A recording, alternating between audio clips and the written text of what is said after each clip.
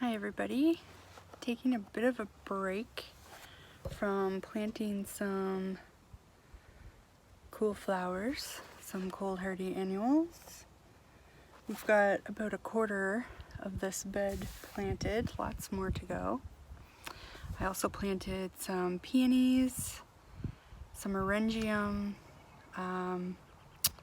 some garlic because I managed to find some red Russian over the weekend, and some onions.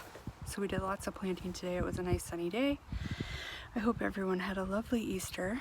But I thought, it's April. We're about 6 weeks away here in Zone 5 from our last frost, and there might be some new gardeners looking for tips and some easy crops to start with. So I wanted to share some of the things that I find the easiest and have found the easiest to grow over the years for a variety of reasons, and I'll go through those as we talk about each thing, but also with the reminder that some of the crops that are recommended as the easiest for people to grow, I have struggled with. So what's easy for me may not be easy for you. What is easy in my climate may not be easy in your climate. So if there's something that I say is easy, don't feel bad if you don't find it easy. And you may have luck with something that I have terrible luck with. So I'm gonna go over 5 or 6 things that I would advise people to start with if they're just starting out. And maybe a final note on some things that I would avoid. But just because I would avoid them doesn't mean you should avoid them. So, the very first crop that I would recommend sorry, the sun's coming out. The very first crop that I would recommend everyone try growing is tomatoes, for a variety of reasons. The first is that it's readily available as starts in the spring, so the first couple years that I gardened, seed starting wasn't something that I did. I don't think you have to jump right in and do everything right off the bat. Starts are, and some people are wonderful gardeners and never start their own seeds.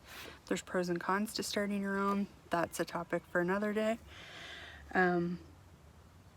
But tomatoes, you can always count on finding tomato starts in your local greenhouses, your grocery stores, your big box stores, nurseries. They're easy to come by.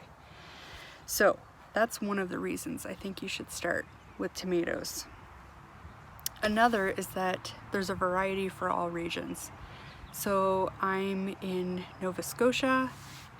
There are things that I look for and do to tomatoes that if you are in a more southern region or a warmer region, you wouldn't do. And so there's a tomato called a Scotia tomato that's easy for me to find here. It was developed here for our conditions. It's a tomato that's tried and true for my area, and I would look for a variety that is known to be successful in your area when you're first starting out, especially. And you're gonna find it. It's gonna be the kind that's available everywhere you look. So that's another reason. Another reason I would start with tomatoes is there is a wealth of information available. There are YouTube videos, there are blogs, magazine articles, newspaper articles, radio shows, any media that exists, there's information about growing tomatoes on it. That makes it easy to find information when you're beginning and you're having a problem. It's easy to find the information how to correct it. Another reason I would start with tomatoes is they produce a lot. It's rewarding to get a bountiful harvest when you're first starting out. It's there's nothing worse than starting something and having, like, you know, if you grow one pea plant, you'll get like, you know, 5 or 6 pods. That's not very rewarding. But you know, one tomato plant can produce, you know, 10-20 pounds of fruit. So for that reason, it's also on the pro list for a beginner crop. And one of the final reasons is it has multiple uses. You can eat it fresh. If you're into canning, you can can it. There's so many things you can do with tomatoes. You can make sauces, salsas. You can freeze some of those things if you're not into canning. So it's a very versatile crop and worthy of growing if you like tomatoes. If you don't like tomatoes, there's still lots of things I'm sure you could make with them. You know, salsa is one of the things we make big time here in tomato season. Which brings me to crop number 2. And that would be peppers. So peppers are probably one of the things that I enjoy growing the most. I think they might be the thing that I enjoy growing the most. We love peppers. They come in so many, there's so many varieties of peppers, different flavors. You can get sweet peppers, spicy peppers, all sizes. And that goes for tomatoes too. And all of the things that I listed off as reasons to grow tomatoes are also applicable to peppers. You know, there are varieties that have been developed in different regions for different conditions. And peppers, I think, are even potentially more versatile, at least for us in our cooking, than tomatoes even. We freeze a lot fresh. We use them in stir fries. So many things you can do with peppers. They are hands down one of my favorite things to grow. We also like to dry them and make our own pepper flakes. You can make your own cayenne or paprika. So many things you can do with peppers. They're also, another thing that I'll add, which is applicable to tomatoes too, especially if you're growing, you know, like an heirloom type tomato, they're high value crops. So I don't tend to spend a whole lot of time on potatoes and carrots and things like that, especially like potatoes. Like, I live in Nova Scotia. PEI is like, you know, one of the potato producers of the world. We can get good, cheap potatoes. I don't like to take up the space or a lot of space. I usually grow a few, but I don't like to take up a lot of space in my garden. But peppers and tomatoes, like, you know, peppers I've seen for $5 a pound, and that's nothing for us to go through through a pound of peppers. So they're definitely on my must grow list. The next thing is garlic. If there's anything I like growing as much as peppers, it would be garlic. It would be a toss-up which one I would choose if I was limited to one. They are probably the most used thing from our garden, and without any preservation, it's a long staple crop for us. So it's April now, we're still using garlic that I harvested last summer. I haven't frozen it, I haven't done anything to preserve it other than made sure I cured it properly in the fall. And, you know, we're losing a few to sprouting and things like that, but we still have enough garlic to pull us through until this year's crop. So it has very long storage without any preparations or alterations. It's also planted in the fall, which is a time that is usually far less busy. Like this time of year, I'm very busy trying to get everything started, everything planted, everything weeded, everything watered, everything hardened off. There's lots of garden chores. And in the fall, it's usually a lot slower pace. So it's something that I can do in the fall to prep for this year without falling right in the middle of the busy season and adding to my list of things that I need to get done in the spring, which I appreciate. There's also many varieties. There's typically two types of garlic. There's hardneck, which is a good choice. It's more cold tolerant if you live in a more northern zone. It's typically what you'll grow. Then there's also softneck, which is more typically grown in the south. That doesn't mean I can't grow softneck here, and it doesn't mean you can't grow hardneck if you're in the south. That's just typically how it's done. And there's a variety of flavor profiles. There's spicy, mild, there's an endless range of garlic available for you to grow. And that's another point that's applicable to everything. When you're growing your own food, you're gonna have more variety. Like if I go to the grocery store and I look for tomatoes, there's probably a red and maybe an orange cherry. There's probably a beefsteak red type tomato, and there's a plum or a vine tomato, and that's it for choices. Especially when you're starting your own seeds, but even when you're purchasing starts from nurseries, you have so many more choices.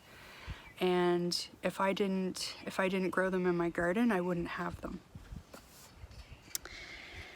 Another thing I like about garlic, to get back to number 3 here, is that it has low pest pressures.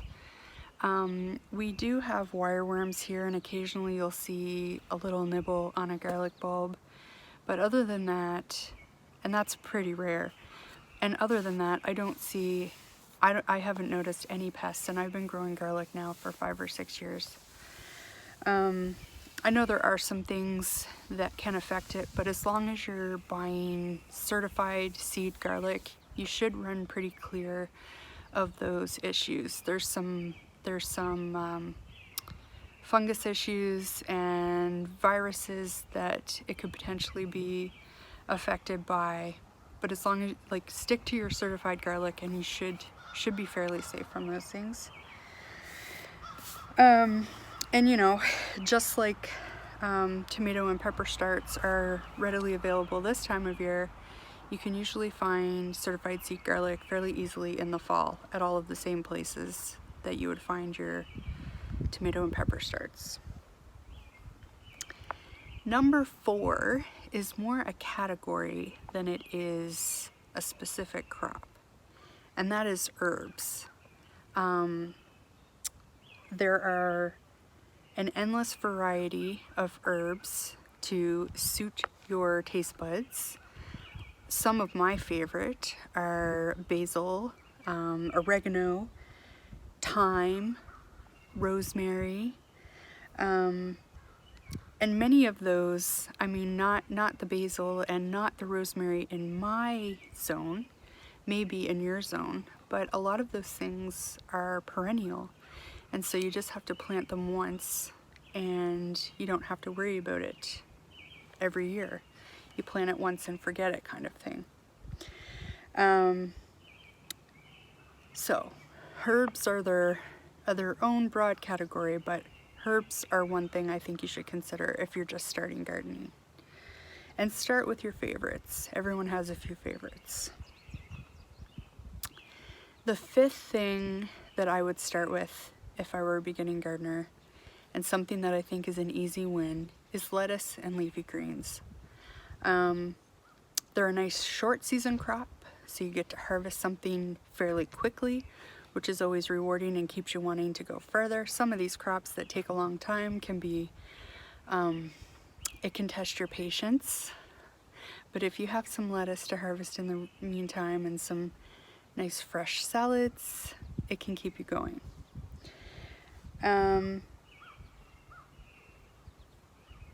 Maybe a bonus category.